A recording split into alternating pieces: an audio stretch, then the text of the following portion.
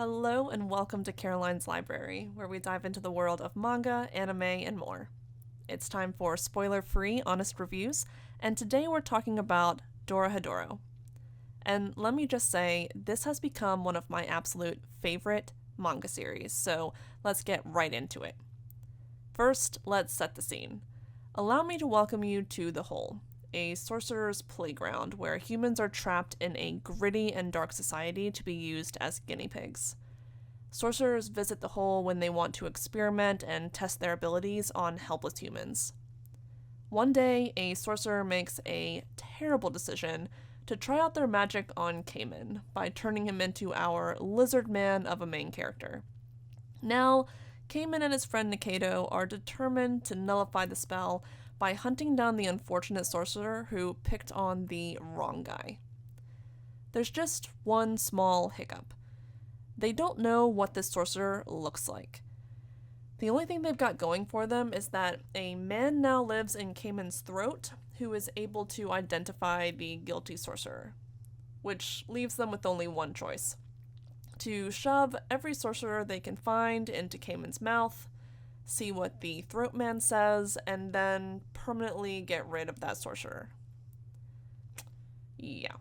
You know, when you say all of that out loud, you realize how crazy it sounds. But stick with me.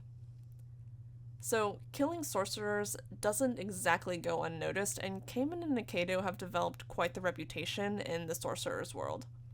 It doesn't take long for a couple of targets to be painted on their backs, and here's where the story takes off.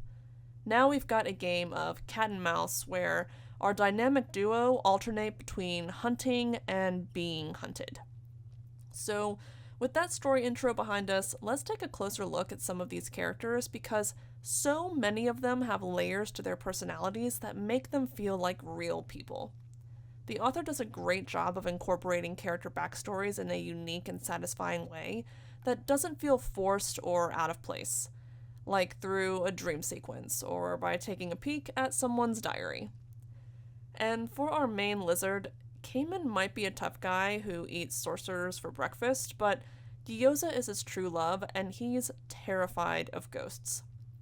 As the story progresses, his character really becomes increasingly more complicated, but can't go into details because spoilers. His go-to girl Nikaido runs a restaurant called The Hungry Bug, and she is the furthest thing from a damsel in distress because this chick packs a punch. She is unfailingly supportive of our lizard, and she's got a dark past that haunts her every day. As for the sorcerers hunting our dynamic duo, we've got some truly well-crafted antagonists, starting with N, who may look intimidating, wields a terrifying power, and has some truly concerning personality traits. But he's got a soft spot in his heart for his precious pet. Creature. Yeah, we'll just call it a creature. Then we've got Shin and Noi, and they've got probably my favorite relationship in the series, with some thoroughly entertaining conversations. They are N's cleaners, better known as hitmen, and their fights are epically brutal. As for Fujita and Abizu, they're still figuring it all out. Sort of like the grunts of N's organization, they provide some comic relief. And helping Cayman and Nikaido along the way are some of my favorite characters, especially the President and Dokuga's crew. During this game of cat and mouse with our main crew of characters, we are introduced to the sorcerer's world and its disturbing inhabitants. Similar to the sphere in Gachi Yakuta, the world is split into the haves and have-nots. Some sorcerers have been blessed with rare or useful specialties like healing or teleportation, and if you fall into this category, then you're living a pretty posh life. But more than likely, you're a magical weakling with a random ability who's struggling to get by.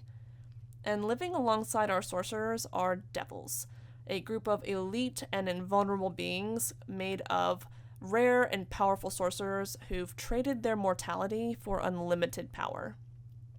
So, Dorohedoro has some top-notch character development and world building, But the author goes one step higher by including some extremely satisfying mysteries and reveals.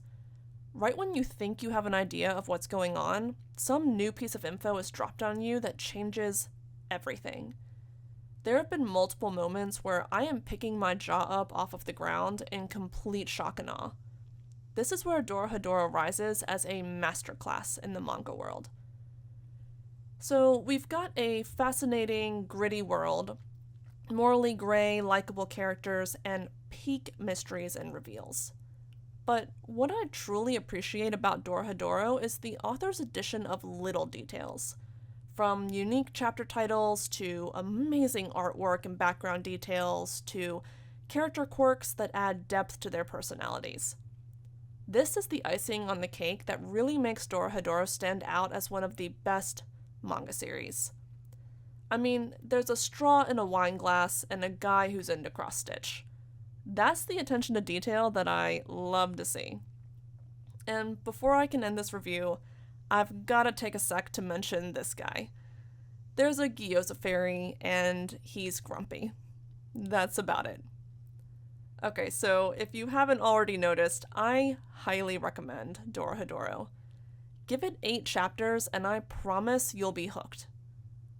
Thanks for popping on to watch this review. If you enjoyed it, don't forget to like, comment, or subscribe for more content each week. And until next time, happy reading.